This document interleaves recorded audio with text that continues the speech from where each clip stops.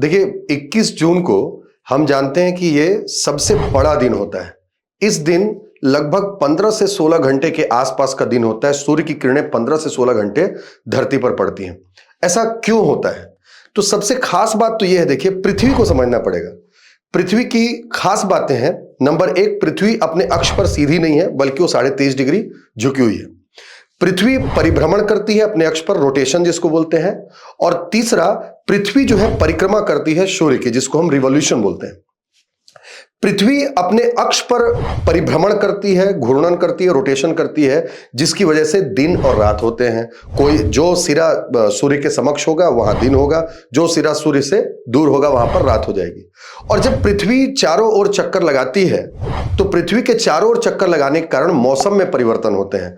जब पृथ्वी सूर्य से दूर होगी तो मौसम अलग होगा, पृथ्वी जब सूर्य के नजदीक पहुंचेगी तो मौसम अलग होगा। इसी कड़ी में पृथ्वी का जो 23.5 डिग्री झुकाव है, जब 21 जून की जब हम बात कर रहे हैं तो 21 जून को जो पृथ्वी का उत्तरी गोलार्ध है, नॉर्थ हेमिस्फीयर जो कहते हैं हम, उत्तरी गोलार्ध में सूर्य सीधे कर्क रेखा पर होता है और सीधे 90 डिग्री मतलब सीधा लंबवत हो जाता है, जिसकी वजह से सूर्य की किरणें पृथ्वी पर लंबे समय तक पड़ती हैं।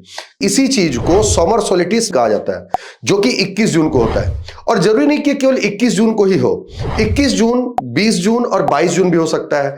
ये सब जो लीप ईयर होते हैं, 365 दिन 366 दिन के वर्ष होने की वजह से कभी कभी तारीखें बदल जाती हैं। पिछली बार 1975 में जो सबसे बड़ा दिन था वो 22 जून का था, और अब ऐसा संभावना है कि 2203 में ऐसा होगा कि 22 जून को सबसे बड़ा दिन होगा। इसका मतलब यह है कि 21 जून को सबसे लंबा दिन और सबसे छोटी रात होती है। 21 जून के बाद से धीरे धीरे धीरे रात बढ़ने लगती है और दिन घटने लगता है। इसी कड़ी में 23 सितंबर वो तारीख आती है जब जो दिन और रात होंगे दोनों बराबर हो जाएंगे। इसके बाद से यहां से रात लंबी होने लगती है और 23 दिसंबर वो तारीख होती है जब रात सबसे लंबी और दिन सबसे छोटा होता है।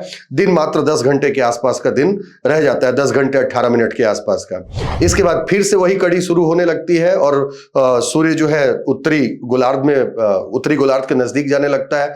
21 मार्च को फिर से दिन और रात बराबर होते हैं और 21 जून को आकर के वापस से दिन सबसे बड़ा और रात सबसे छोटी हो जाती है। तो कुल मिलाकर के पृथ्वी का घूर्णन इसके दिन रात के लिए, पृथ्वी का जो परिक्रमा है जो सूर्य के चारों ओर परिक्रमा करती है और ये दीर्घवृत्ताकार कक्ष में परिक्रमा करती है, जिसकी वजह से मौसम में परिवर्तन होते हैं और दिन का बड़ा और छोटा होना इसकी विशेष स्थिति 23.5 डिग्री पर झुके होने के कारण होती है। उम्मीद करता हूं कि ये फैक्ट आपको पसंद आया होगा। आगे भी हम ऐसे कुछ नए विषयों पर चर्चा करते रहेंगे। धन्यवाद।